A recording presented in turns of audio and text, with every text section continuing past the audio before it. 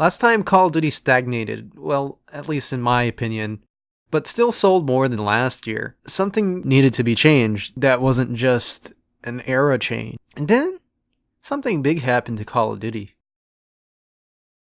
It went into the future. This is Call of Duty Black Ops 2. Let's do this.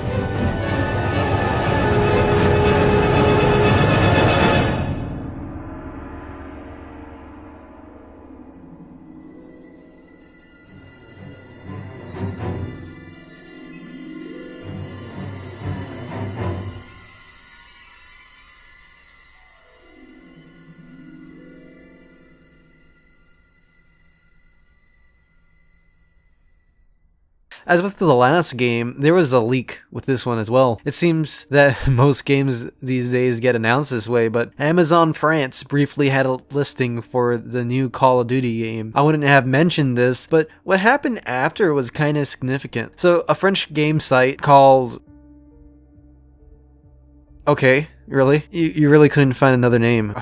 Okay, alright. Gameblog publishes an article about the leak, so Activision told Gameblog to remove the article. Gameblog said, nah, and they left the article up. The next thing is a case of he said, she said. So Gameblog says that Activision cut him off from future ad support, review copies, and invitation to future Activision events. And Activision just says that it just straight up isn't true. So when Call of Duty Black Ops 2 was announced on April 23rd, 2012, many people were surprised to see that the game made the great leap into the future. Had I ever played Black Ops 2 before? No, I actually have only played the zombies and multiplayer on the couch with a friend. I was always interested in the main game, but I actually didn't really hear much of people talking about it for a Call of Duty release. It kind of flew under the radar for me. Black Ops 2, as its name implies, is a direct sequel to the first Black Ops. Both were written by the genius Hollywood writer David S. Goyer, who wrote these brilliant works. Yep, that same David S. Goyer is such a great writer. I love it. Structurally, to me, the game has the biggest departure in the franchise, and you might be looking at your computer saying, Sean, what about Modern Warfare 1? Well, and I would respond, what about Modern Warfare? Actually, the innovations that resulted in Modern Warfare were a culmination of the previous 3 titles put together. These changes happened over a course of 3 games. When the next game changed its time period, it just seemed new to everybody. Black Ops 2's innovation just came out of nowhere. Well, actually not really nowhere, actually from Treyarch, but you know, you get the point. That out of the way, each of Black Ops 2's missions start off with this screen. Kind of like how a multiplayer screen would start off with something, and it would be later expanded upon in a future Black Ops game. You could pick out your loadout like in multiplayer. One of the perks is kind of a game changer. I'm kind of overselling it because its execution isn't very well done. It would depend on what you think is well done, but it does add another element to the game. So basically there are certain points of the game that you could access with your access kit. Typically it'll give you a new type of lethal throwable, but sometimes it's a new melee weapon that has a longer reach or a quicker attack. When you're playing the game now, you start to look around for these access points, but those will be signposted the heck out of it. It's not hard to find them, and it doesn't even seem that Treyarch changed the designs of the levels to accommodate this, but it really opens up the game. Just looking for the waypoint that indicates an access point just makes the levels seem more interesting to play, because in addition to the shooty bang bang, you're thinking about something else.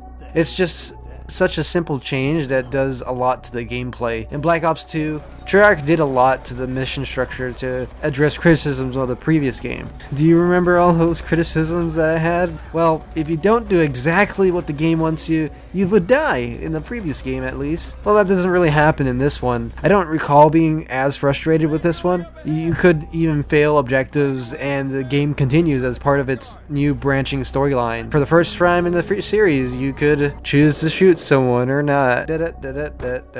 I'm just kidding. Characters could die or live. Whole cutscenes play out differently depending on how you do things and what you choose to do. May seem like I'm overselling it, but it kind of isn't. You've got about 4 different endings that change based upon what happens in the game, but additionally different parts of the game play out differently as well. It really drives the replay value of this one for me. Also helps that the gameplay wasn't really designed by an idiot, but there are some really cool weapons and honest to god genuine side missions to this game. So basically the idea is the bad guy is attacking these places around the world, so you have this eye in the sky commander that could tell soldiers and other units where to go. It's cool on paper, but its execution is kind of like a Bethesda game launch. And it's not really surprising. RTSs on consoles have a history of not controlling well, and this one is no different. Here, the AI is dumb and absolutely there's no way they could do this stuff by themselves. So Treyarch actually goes around this without working on the AI like they should have, but by letting you control the controllable people stuff things. I've got nothing. These missions occur on multiplayer maps for the most part. None of the later levels match the greatness of that first one. Maybe it was just how I played it. This was a very frantic defensive mission, and it's not really something that was repeated, which is kind of a good thing in a Call of Duty game, you know? Keeps you wanting to come back and play that scenario over and over and over again.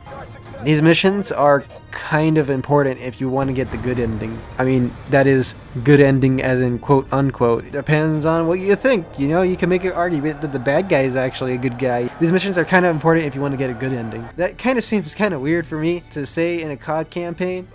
What is this, Mass Effect? Instead of the usual Call of Duty affair of having 2 campaigns separated by space. No, not that space. This campaign revolves around 2 campaigns separated by time. This narrative gimmick makes the plot more interesting than the usual Call of Duty campaign. This story is actually way better in my opinion than Black Ops 1 or even Modern Warfare 3. Way more coherent and more nuanced than that popcorn sludge that was Black Ops 1's campaign. It tries to have a narrative theme more so than Black Ops 1 did, though its biggest problem is that the story baggage that it comes along with. Black Ops 1 didn't really need a sequel. Its ending, however much I didn't like it, the whole story was satisfactory and left no real questions. It's like making a sequel to Dark Souls. It never really needed to happen.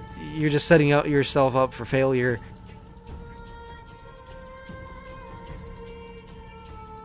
Just like the narrative conceit of the first Black Ops 2 revolves around an interview. This one way more cordial. Alex Mason's son, David, is now interviewing Woods from the previous game that kind of looks like the raisins I ate this morning. In this one, the interviews portray some late Cold War events. The interview with the character from the last game, Woods, fleshes out Menendez's character, the bad guy, especially in a pretty fantastic but somewhat ridiculous mission that gives the character's main motivation for hating America. The scene is to represent one of the main themes the games have, how US interference with foreign affairs mess things up.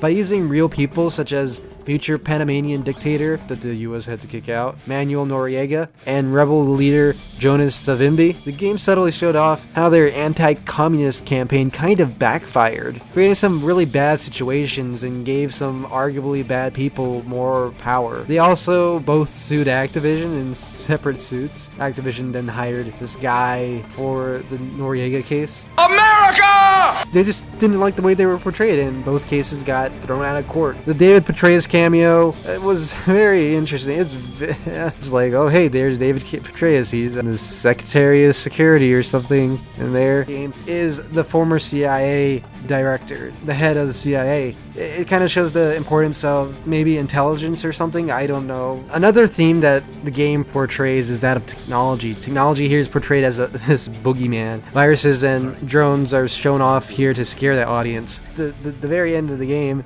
Deus Ex Machina via machine doesn't really save the world. It's a good guy with a gun. The game revels in the idea that a strong conventional military is vital in the defense of a nation. A sentiment that over-reliance on fancy doohickeys would be America's and any other nations that would do the same is folly.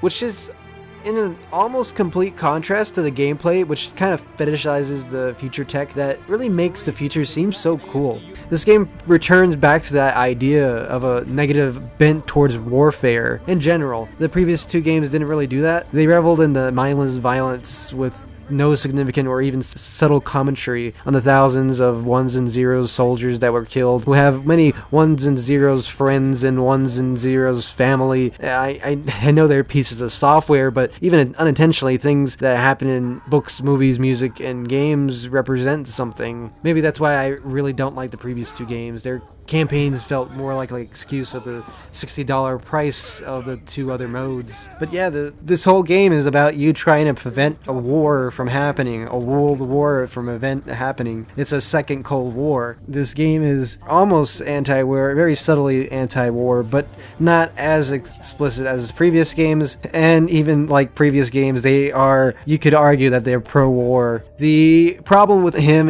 as a character, though, is that even though they make the point of portraying him as a nuanced guy, a more fleshed out character who is somewhat more sympathetic, Menendez is always a bad guy. Menendez is supposed to represent how the foreigners see America, interfering in foreign affairs, who in short solve the problem but allow for problems to only brew, only to have them come back in later on in time.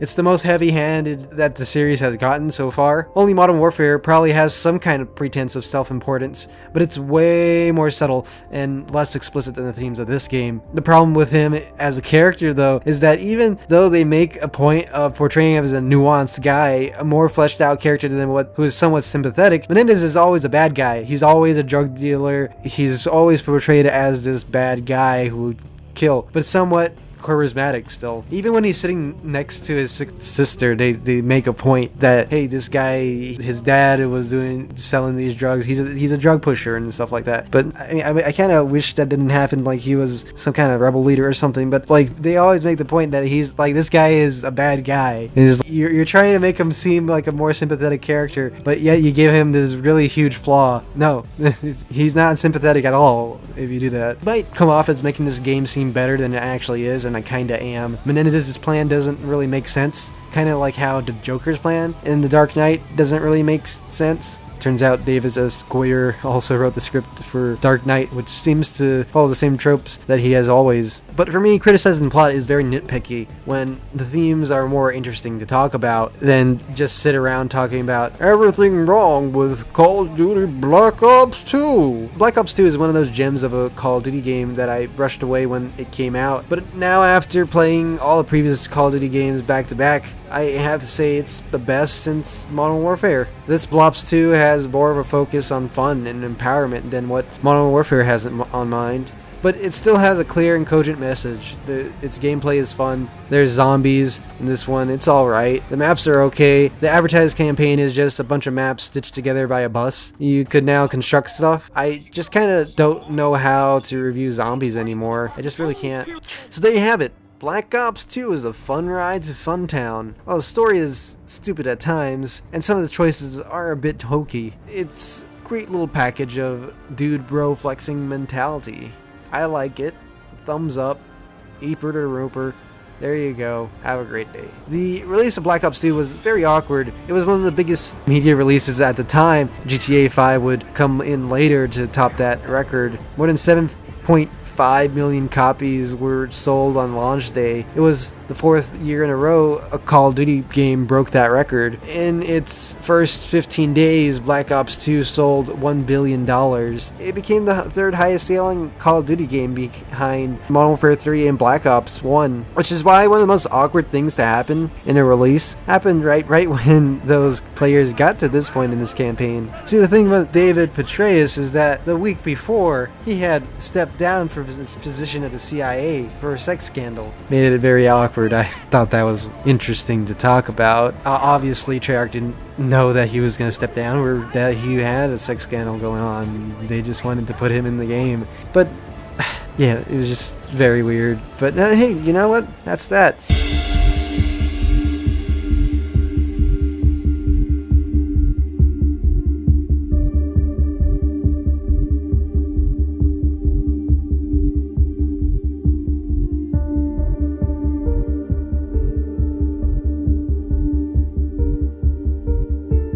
Wait, if David if David Mason was born in 1979 and the game takes place in 2025, how?